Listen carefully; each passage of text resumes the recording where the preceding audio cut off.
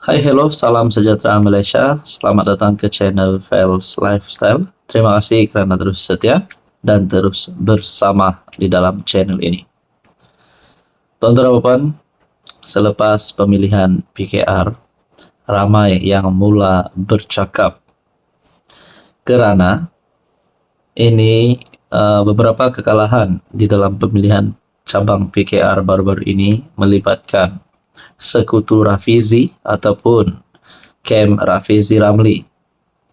Nah, saudara-saudara, setelah ada ahli parlimen, ada ahli Dewan Undangan Negeri yang kalah di dalam pemilihan PKR ini, ada satu persoalan yang utama. Adakah setelah Kem Rafizi, sekutu Rafizi ini kalah pada pemilihan PKR, lebih-lebih lagi kepada mereka yang berjawatan ahli parlimen ataupun ahli Dewan Undangan Negeri, menunjukkan bahwa mereka tidak bekerja. Itu yang pertama. Dan yang kedua, menunjukkan bahwa Rafizi Ramli kini tidak lagi mempunyai influence yang kuat di dalam PKR. Nah, saudara-saudara, dalam satu artikel daripada Malaysia kini, cabar Rafizi, jangan letak perkataan itu di mulut saya, kata Saifuddin. Setiausaha Agung PH Saifuddin Nasution mengingatkan semua pihak agar tidak membuat sebarang spekulasi bahawa dia akan menentang Rafizi pada gelanggang pemilihan PKR bagi penggal ini untuk jawatan timbalan Presiden Parti. Saudara-saudara, sebelum saya teruskan di dalam artikel ini, saya tidak membuat perbandingan, tapi saya hanya membuat cadangan. Bagi saya, Saifuddin Nasution pun layak untuk menjadi timbalan Presiden PKR. Bahkan menjadi Presiden PKR pun layak bagi saya. Tapi mungkin bukan hari ini. Begitu juga Rafizi Ramli, sama juga layak menjadi timbalan Presiden, layak menjadi Presiden. Tapi bukan hari ini. Nah, saudara-saudara, antara pertanyaannya adalah, bagi jawatan timbalan Presiden PKR untuk hari ini pula, agak-agak siapa yang layak? Bolehkah saya cakap Rafizi, beliau pun memang layak. Nak cakap Saifuddin pun, beliau pun memang layak. Sebelum ini ada penganalisis yang berpendapat keputusan 222 cabang PKR yang menyaksikan ramai penyokong Rafizi tewas memberi petunjuk kepada Saifuddin untuk mencabar timbalan Presiden itu sekali. Kalau saya tetapkan, saya panggil sidang media, jangan letakkan perkataan itu di mulut saya. Soal mempertimbangkan bertanding, masih ada 2-3 proses lagi, katanya. Menteri itu berkata dia mengadakan pertemuan tertutup dengan Rafizi di pejabat timbalan Presiden tersebut bagi membincangkan peranan masing-masing dalam memperkukuhkan parti. Saya sedar terdapat pandangan daripada beberapa pihak yang menyatakan sudah sampai masa untuk saya membuat pengumuman berhubung perkara ini. Namun saya belum membuat sebarang ketetapan sama ada untuk bertanding atau tidak.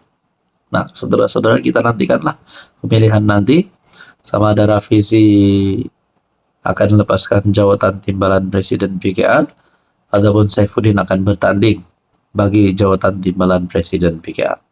Persoalannya, kalau mana-mana yang kalah, adakah mereka akan terus keluar daripada parti? Kita pun tak tahulah. Saudara-saudara yang saya hormati, apa komen Anda?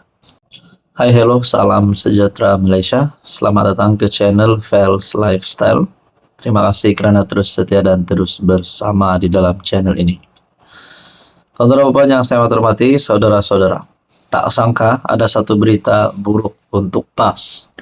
Ada satu berita yang menduka citakan untuk Hadi Awang dan seluruh penyokong-penyokong Hadi Awang dan juga parti PAS dan mungkin Perikatan Nasional. Saya nak kata Hadi Awang kritikal bukan dalam keadaan politiknya. Maafkan saya, bukan dalam keadaan kesehatannya. Tapi di dalam keadaan politiknya, mungkin saya boleh mengambil pandangan bahwa Hadi Awang kini sedang kritikal. Kerana pemuda amanah mengajak rakyat bangkit untuk sanggah Hadi Awang. Apa yang Hadi Awang telah lakukan sehingga pemuda amanah membuat tindakan yang amat serius ini? Pemuda Amanah Nasional menyeru umat Islam di negara ini bangkit menolak dan membantah kenyataan Presiden PAS Abdul Hadi Awang yang dianggap mereka sebagai tidak bertanggung jawab. Pengarah Syariah dan Dakwah Sayap Amanah itu, Hafiz Roslan, berkata, ketika negara dilanda darurat kesan pandemik COVID-19, umat Islam di seluruh negara bangkit meluahkan kemarahan apabila kerajaan mengawal cara solat dilaksanakan di masjid dan surau.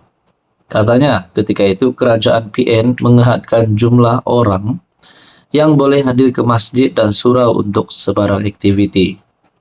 Tetapi pada hari ini tegasnya Abdul Hadi secara terbuka mengatakan ibadah haji boleh ditangguhkan semata-mata kerana memberi keutamaan kepada pilihan raya. Sedangkan negara tidak pun berdepan dengan sebarang darurat, wabak atau halangan syarak. Seharusnya kita semua bersama-sama bangkit dan menolak fatwa seleweng Abdul Hadi. Kita mesti konsisten dan adil serta berani menegur sesiapa sahaja yang mempermainkan agama, yang menggunakan politik agama demi kepentingan politik, katanya dalam kenyataan kepada Malaysia kini. Jadi saudara-saudara yang saya hormati, adakah dengan perkara ini Hadi Awang boleh dikenakan tindakan undang-undang terhadap mana-mana pihaklah daripada kerajaan ke ataupun mana-mana pihak? Adakah beliau mungkin boleh disaman sehingga membawa kepada tindakan undang-undang yang boleh membuatkan Hadi Awang dipenjara? Nah, ini jadi pertanyaan saja. Hafiz berkata demikian sebagai mengulas kenyataan Abdul Hadi ketika berceramah pada majlis kempen calon PN untuk PRK Edun Air Kuning di Tanjung Keramat. Semasa berceramah, ahli Parlimen Marang mengulangi dakwaannya sebelum ini bahawa umat Islam boleh cenderung menunaikan haji dan umrah berbanding berusaha untuk menguasai pentadbiran negara. Hafiz berkata, kenyataan Abdul Hadi sebenarnya satu penghinaan kepada salah satu ibadah suci umat Islam. Jadi saudara-saudara, lebih membimbangkan ada penyokong yang akan menelan bulat-bulat hujah Abdul Hadi kerana taksub dan tidak diberi kefahaman agama yang betul. Jadi kalau diberikan kefahaman agama yang tidak betul, adakah sebenarnya Hadi Awang ini sedang mengajar ajaran sesat? Nah, ini hanya pertanyaan. Saudara-saudara berkaitan dengan ini, apa komen Anda?